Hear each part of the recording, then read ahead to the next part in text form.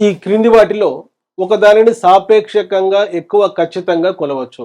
వికాసము, development, పెరుగుదల, growth, పరిపక్వత, maturation, ప్రేరణ, motivation. మీకు తెలుసు ప్రేరణ 3 రకాలు: అంతర్గత ప్రేరణ, బహిర్గత ప్రేరణ మరియు సాధన ప్రేరణ.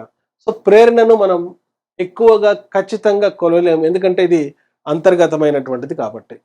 పరిపక్వత ఎటువంటి పరిసరాలతో సంబంధం లేకుండా వ్యక్తిలో ఉండేటువంటి సామర్థ్యాలు వయసుతో పాటు వికసించడమే పరిపక్వత, మెచ్యురేషన్. మీకు తెలుసు 4 నెలల వయసులో పాకడం, దోగాడడం, 5-6 నెలల వయసులో కూర్చోవడం, 9 నెలల వయసులో నిలబడడం, 12 నెలల వయసులో నడవడం, 11, 12, 13 సంవత్సరాలలో ప్రాథమిక గౌణ లైంగిక లక్షణాలు రావడం, యశో దశలో పాలదంతాలు రావడం, ఉత్తర బాల దశలో శాశ్వత దంతాలు రావడం.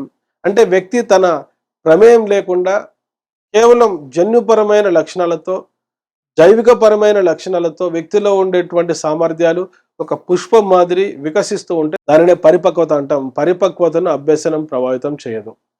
పరిపక్వత మానసిక పరిపక్వత కావచ్చు, శారీరక పరిపక్వత కావచ్చు.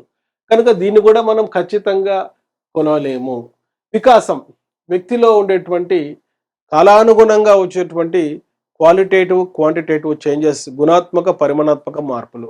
సో వీటిలో ముఖ్యమైనవి మానసిక వికాసం, నైతిక వికాసం, భాషా వికాసం, వ్యక్తికి సంబంధించిన ఉద్వేగ వికాసం, సాంఘిక వికాసం, లైంగిక వికాసం, శారీరక వికాసం. సో వికాసం సమగ్రమైంది కాబట్టి సాపేక్షకంగా ఎక్కువగా ఖచ్చితంగా కొలవడం కష్టం.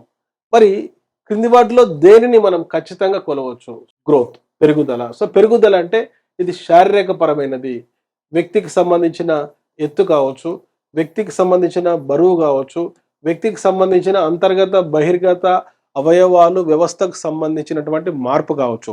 వీటిని ఖచ్చితంగా మనం కొలవచ్చు. ఉదాహరణకు విద్యార్థి యొక్క ఎత్తు, విద్యార్థి యొక్క బరువు, విద్యార్థి యొక్క శారీరక పరమైనటువంటి శరీరానుపాతంలో వచ్చేటువంటి మార్పులను మనం కొలవచ్చు. కనుక ఆన్సర్ ఏంటంటే ఇక్కడ గ్రోత్, పెరుగుదల.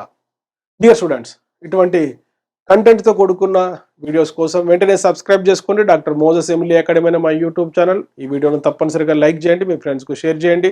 నేను అప్లోడ్ చేసిన గతంలోని షార్ట్స్ వీడియోస్ మీ కంటెంట్ నాలెడ్జ్ కోసం తప్పనిసరిగా చూడండి.